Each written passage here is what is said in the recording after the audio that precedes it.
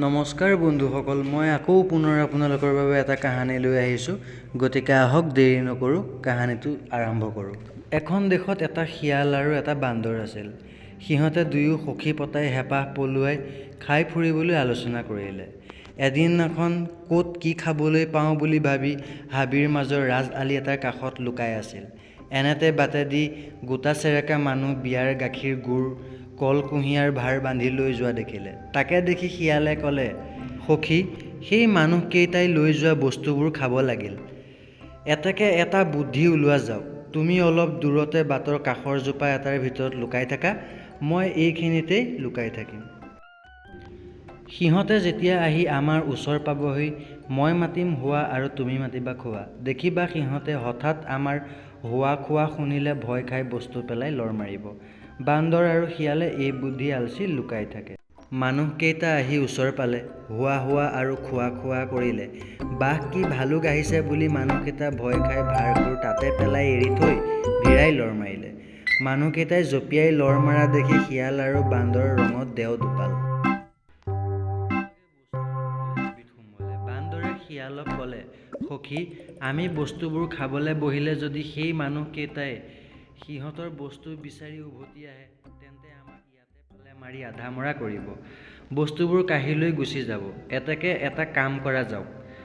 মই বস্তুবোৰ লৈ এই ওখ গছজোপাৰ ওপৰতে উঠোঁ আৰু তুমি তলত থাকা। তুমিতো আৰু গছত উঠিব নাজানা।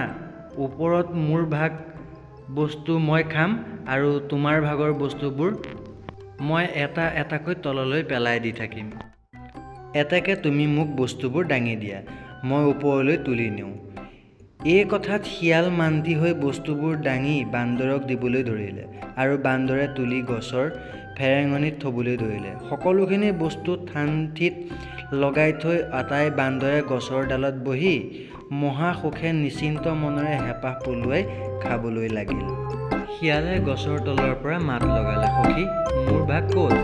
বান্দৰে কল খাই বাকলিটো তললৈ পেলাই দি ক'লে, সখী চাবা, সেইটি কল গৈছে, ধৰিবা। গাখীৰ খাই চুঙা আৰু টেকেলি তললৈ পেলাই দি ক'লে, সখী, তোমাৰ ভাগৰ গাখীৰ গৈছে, ধৰিবা। এইবোৰ বাৰে বাৰে শিয়ালক ফাঁকি দি সকলোবোৰ বস্তু খোৱা দেখি শিয়ালৰ খঙত গছৰ গুৰিকে কামুৰি আৰু মাটি আচৰি পিচৰি মনৰ দুখ মনতে লৈ তাৰ পৰা গুচি গ'ল।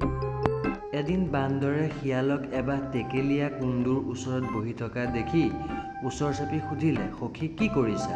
শিয়ালে উত্তৰ দিলে, এই সখী, কিনো কম দে, ৰজাই মোক দবা ৰখীয়া পাতিছে, সেই দেখি ৰজাৰ এই দবাটো ৰখি বহি আছোঁ। বান্দৰে ক'লে, সখী, এচাপৰ বাওঁ দিয়াহে।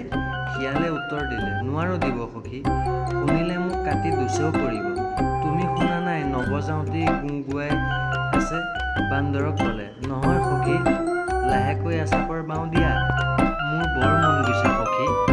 বান্দৰে ক'লে, বাৰু সখী, তোমাৰ কথানো কেনেকৈ পেলাওঁ, তেনেহ'লে লাহেকৈ এচাপৰ বোৱা। এই বুলি বান্দৰক কৈ শিয়ালে সাউৎ পৰে আঁতৰত। বান্দৰে কুন্দুৰ বাঁহত চাপৰ মাৰিলে। গোটেইবোৰ টেকেলীয়া কুন্দুৱে তাৰ হাত ভৰিয়ে গায়ে মুখে উগুৰি খাই পৰি কামুৰিবলৈ ধৰিলে আৰু বান্দৰৰ মুখ উখহি দোন যেন হ'ল। বান্দৰতেই নেপাই বাগৰি জুগুৰি চিঞৰি বাখৰি শিয়ালক মাতিবলৈ ধৰিলে, সখী, সখী, আহা, মই মৰিলোঁ।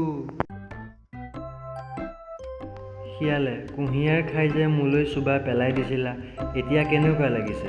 এই বুলি কৈ বান্দৰক তাতে এৰি আঁতৰি গুচি গ'ল। ভিডিঅ'টো ইমানতে সমাপ্ত হ'ল। যদি ভাল লাগিল লাইক কৰিব, শ্বেয়াৰ কৰিব, ছাবস্ক্ৰাইব কৰিব।